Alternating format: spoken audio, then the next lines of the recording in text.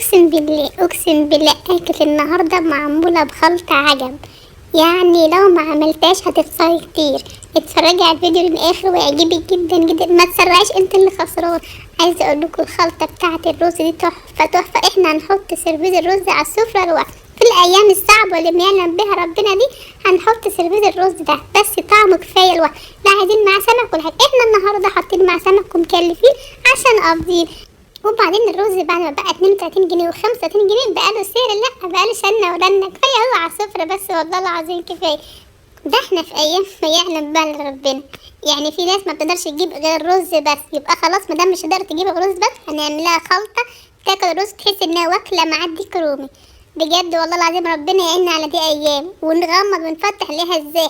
مفيش كوكب يا جماعة نعيش في غير كوكب الأرض. خلاص كوكب الأرض خلاص يا ما عادش نافع خلاص. نبدأ بقى الفيديو بتاعنا ونقول يا رب اللهم صل وسلم وبارك على سيدنا محمد صلاة انصر بها اخوانا الفلسطينيين. اللهم صل وسلم وبارك على سيدنا محمد صلاة تزيح بها غمهم وهمهم يا رب اللهم امين. نبدأ بقى الفيديو ونقول بسم الله الرحمن الرحيم والسلام عليكم ورحمة الله وبركاته. ازيكم يا حبايبي عاملين؟ وحشين بجد. الفيديو بتاع النهارده يعجبكم جدا، بس عايزين لايكات ترفع الفيديو بقى عشان في ناس كتير تستفاد. اجعلوه حتى يعني حسنة كده في ميزان حسناتكم، يعني حاجة كده في ميزان حسناتكم. يعني كل ما تدوسي لايك كل ما الفيديو يكبر فناس يشوفوا اكتر، فتاخدي انت حسنات وناخد حسنات. ماشي. بحلة كده رفعناها على النار وحطينا شوية زيت سخن شوية. قطعنا البصلة، مش هتقطعيش، عايزين نقطع البصلة ترانشات تمام. مش هنعملها لا في المفرمة ولا نعملها في الكبة، لا هنقطعها كده ما شايفين تقطيع يدوي تمام. هنحطها بقى على النار. يعني البصل عايزه اقول لكم ب 40 جنيه، حاسبوا عليه قوي. انا كنت ناويه احط بصلتين، وبعد ما جبت بصلتين قلت اعوذ بالله من الرجيم رجع العقلك. رحت راجعه البصل سبت بصلني. بصي الخلطه بتاعتنا عايزه اشوقكم قبل ما ادوقكم. بصي حاجات يعني ما شاء الله عليه. ده كله هيتحط بس بالتدريج، وفي كل حاجه لها مكانها وتكتها. بس اتفرج على الفيديو للاخر بجد هيعجبك ان شاء الله باذن الله، ويا رب اكون ضيفه خايفه عليكم حبايب قلبي. بصوا بقى السمك بتاعنا انا جبته ونضفته وكل حاجه، بس الصراحه النور كان قاطع. كنت نفسي اسجل لكم طريقه تنظيف وازاي تبقى سهله عليكي وكمان في الشتاء بالذات. الصراحه تنظيف سمك بيبقى صعب جدا في الشتاء، بس بعمل كده صراحه. بص هقول لك على حاجه، هتجيبي قرافز كده في ايديكي او شراب قديم يكون نظيف جدا، تقومي حاطاه في ايديكي، لان الميه في الساقعه صراحه والحاجه اللي جوه بطن سمكه بتبقى مثبته شويه، فتقوم تساعدك في تنظيف السمك وبتنضف كمان يعني احسن كمان. هنحط بقى بعد ما ننضف السمك بتاعنا كويس قوي هنشطفه شطفه والتانية كده، ونقوم نعينه في ميه ودقيق وشويه ملح وليمون. انا كنت حابه اصور لكم الجزئيه دي، بس النور كان صراحه يقطع، بيقطع علينا ساعتين في الوقت الظهري. يعني بيقطع علينا من 12 للساعه 2 وربع كده، فدي اهم وقت ببقى واقفه في المطبخ فيه، فبعمل على كشاف الموبايل. فمش مشكله، انا برضو شرحتها لكم حبايب قلبي. قلت لكم ميه ودقيق وملح وليمون.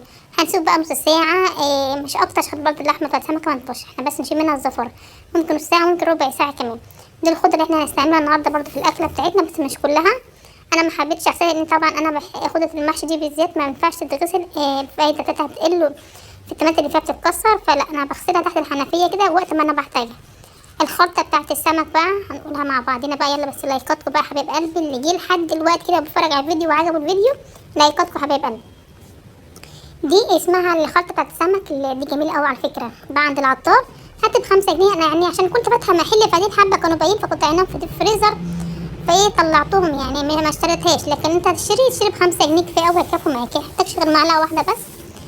حطينا معلقه كبيره من خلطه السمك، وحطينا معلقه بابريكا، وحطينا نص معلقه شطه، ومعانا طبعا كام فص توم كده حلوين، 5 7 فصوص توم كده حلوين محترمين كده مالين نفسهم، وبشر جزرايه كبيره برضو، فصين اسفه فلفلين، قرنين فلفل تمام. فلفل احمر، فلفل اخضر، دي حاجه رجالي. ويا ريت يبقى كده حامي شويه، تدي كده الاكله طعمها. معلقه كركم عشان برضه تعزي اللون بتاع السمكه. بتشوفيه طبعا في المحلات بيبقى اصفر ازاي، بيبقوا حاطين فيه كركم. وحطينا معلقه كبيره خالص كده ملح هرميه تمام. يبقى وكزبره، ومعلقه من الكزبره، ومعلقه كمون. هقول تاني المكونات، كام فص توم كده حلوين، بشر جزرايه، كمون، ملح، معلقه كبيره ملح، معلقه صغيره كمون، معلقه صغيره بابريكا، نص معلقه شطه، معلقه كبيره اللي هي توابل السمك، معلقه كبيره كزبره ناعمه، معلقه صغيره كركم. والقرنين فلفل دول، قرن اخضر قرن احمر قرن اتنين حمر، مش فيش فرق يعني. هناخد الخلطة كلها ونحطها في الكبة، بس انا عشان بقى الكبة بايظة صراحة هعملها بقى في الخلاط بشوية يعني مية صغيرين خالص كده. السمك بتاعنا خلاص شطفناه وظبطناه بقى. وطبعا عشان هي ملطشة في كل حاجة والحمد والشكر ليك يا رب، لما بتقفل مرة واحدة. جبت احط التومة في الخلطة في الخلاط، طلعت لي الفلفل زي ما هو، التوم زي ما هو، فجيش قال لك اتصرف، فطبعا اتصرفت، رحت جايبة الهون بتاعي كده، رحت مكملة عليهم فيه. طبعا نسيت اقطع صراحة السمك، فبقى الحمد لله افتكرت قبل ما ليه سمكة كبيرة، يعني عايزة اقول لكم الاربع سنتات كانوا عاملين كيلو، فما ينفعش انت تقطعي حتى لو شريحة واحدة كده من كل جنب عشان اللحم يستوي معاك.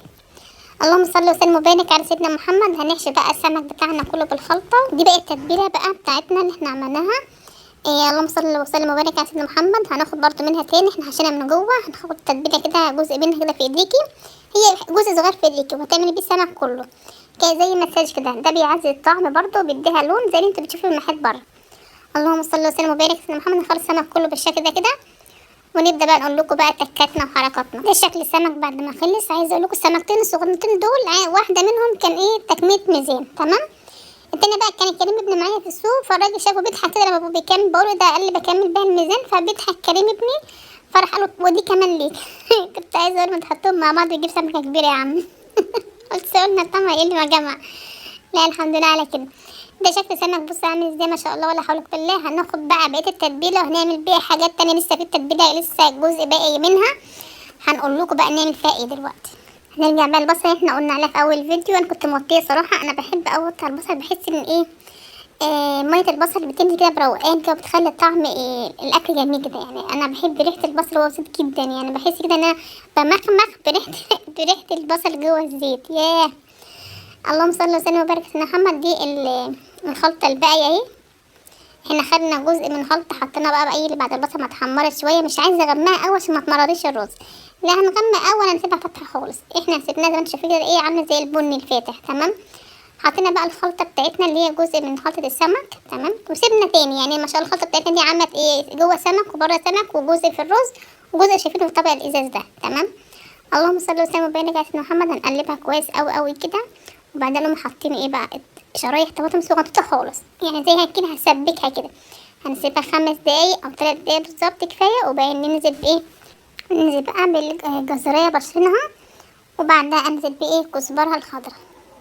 هنقلب الميكس ده كله كده مع بعض كويس قوي كده دقيقه، وننزل بقى بالميه بتاعتنا. الميه بتاعتنا من الحنفيه عادي جدا، مفيش اي مشكله. بالمقدار الرز هتعمليه انت تعملي، شوفي كمان الرز هتعمليها قد ايه، وتحط بقى الميه على المقدار بتاع ده. اللهم صل وسلم وبارك على محمد. هتغلي بقى كده، نسيبها، بصي عايزه اقول لكم سيبوها تغلي حبه، يعني سيبوها تغلي بقى، ما تغلي شويه كده سيبوها 3 4 غلوات كده، تطلع الميكس والطعم والريحه وكل حاجه جوه الميه، عشان ناخد كده طعم حلو في الرز، تمام. ما تستعجليش، مش اول ما تغلي تقومي حاطه رز، لا اسيبيها كده تغلي حبه كده دقيقه دقيقتين كده، تمام. اللهم صل وسلم وبارك على سيدنا محمد. وننزل بالرز بتاعنا ونقلبه تقليبه لحد ما يشرب خالص الرز، ونوطي عليه ونحط تحت منه صاجه، لو عين بتاعك من النوع اللي متوطاش قوي زي كده، بقوم حاطه تحت منه صاجه، واقوم اوطي عليه واغطي واركن بقى على جنب كده براحته خالص يستوي على مزاج. نرجع بقى للسمك ده، كيسه او شنطه بتاعت خضار بس نضيفه، هنحط فيها الكميه على ما يقضي السمك اللي احنا هنعمله، تمام. ما تحطيش كميه كتير، لان ما شاء الله عايزه اقولك الحركه دي بتوفر كتير جدا في الدقيق.